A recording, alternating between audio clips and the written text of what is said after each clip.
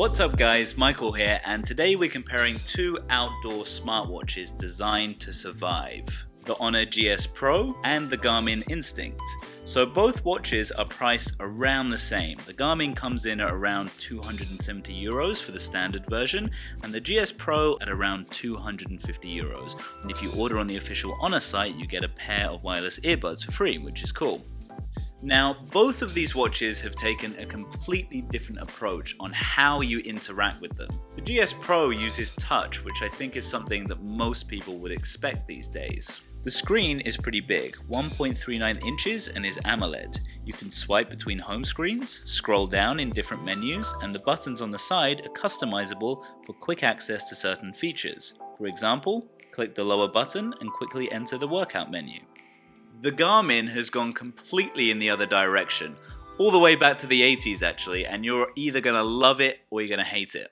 There is not a drop of color on this screen. It's full retro styly like a classic Casio watch, and it uses a non-touch display, so everything you do on this watch is controlled entirely by the buttons on the side.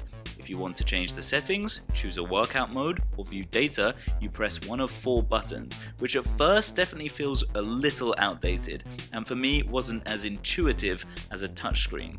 However, I did get the hang of it after a while, and I guess some people will prefer the simplicity of this watch. It's designed to be more of a simple tool rather than an all-singing, all-dancing Inspector Gadget wrist party.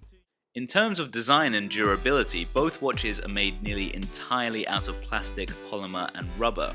However, the GS Pro does have a metal ring around the top that gives a better feel when you touch it. It's also a bit chunkier and rugged looking, ready for any drumbeat I throw at it. The Garmin is just a little bit smaller and has more of a compact build, so if you have a smaller wrist, then that's something to consider. The Garmin is certified for thermal shock and is water resistant up to 100 meters. The Honor GS Pro is also certified for thermal shock and is water resistant up to 50 meters. However, Honor say that the GS Pro has passed over 14 of these certifications, including low pressure, high altitude scenarios, sand and dust resistance, as well as shock and vibration resistance. And I had a really good time testing this out in my full review of the GS Pro.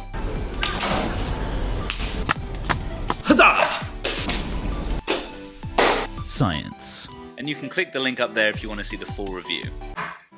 The Garmin can last up to 14 days without charging compared to 25 days on the GS Pro in their standard smartwatch modes.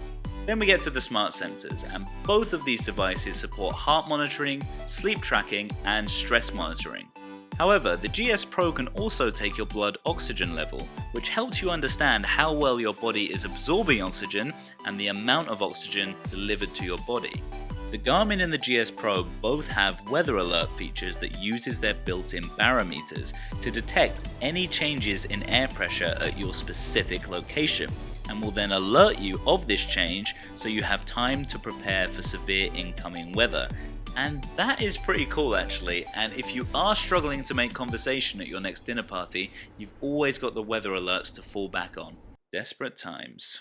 Now both watches give you a range of fitness and sports features, but I've got to talk about the GS Pro first, because Honor claims this can be your own ski coach. At least this ski coach won't turn up on the mountain half-wasted from the night before. France. This ski mode will track your speed, altitude, slope info, as well as your heart rate and calories. In total, the Honor GS Pro has 18 dedicated workout modes compared to the Garmin's 14, and both heavily focus on things like hiking, running, cycling and swimming. And you can really dig down into the menus to find specific versions of these sports depending on what your goals are. So if you actually do exercise, then great. The GS Pro also supports 85 custom modes for different sports that will record all your basic health tracking while you're being active, which includes yoga, aerobics and spinning. However, and get ready for this, it also includes hula hooping, plaza dancing, kite flying and parachuting. Did I mention belly dancing and body combat? Just a standard Sunday. Both watches have their own support apps that give you a complete statistical breakdown and analysis of your efforts and show you where to improve. And you can also dive into the watch's settings from the app and change things around at your pleasure. One advantage the Garmin has over the GS Pro is its ability to connect to a variety of global navigation systems. Not only can it connect to GPS, but also Galileo and GLONASS, two alternative systems with comparable accuracy and coverage to GPS. So wherever you are, you'll be able to get signal from a plethora of satellites. Both of these watches feature GPS breadcrumb navigation, meaning if you get lost on a mountain or in the nightclub, you'll be able to follow your steps back and get to safety. The GS Pro can also give you a handy little voice reminder from its inbuilt speakers to let you know if you veered off course after 6 or 7 tequila shots. So both of these devices support calling, so you can pretend you're in Star Trek and hit a call and yada yada. Both of them support notifications, and you can reply on this one only with an Android phone, and you can't reply on this one. You can merely observe your notifications, but I don't know why anybody will want to reply notifications on here. Keyboard, maybe a voice message doing that, but apart from that, who knows.